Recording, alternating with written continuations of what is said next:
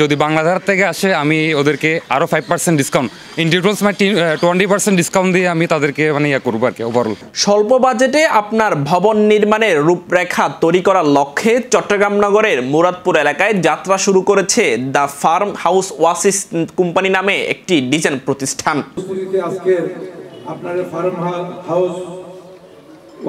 বৃহস্পতিবার বিকেলে the farm house Oasis company CEO Mohammad নেজামুদ্দিনের সভাপতিত্বে প্রতিষ্ঠানটির কার্যালয় উদ্বোধন করা হয়।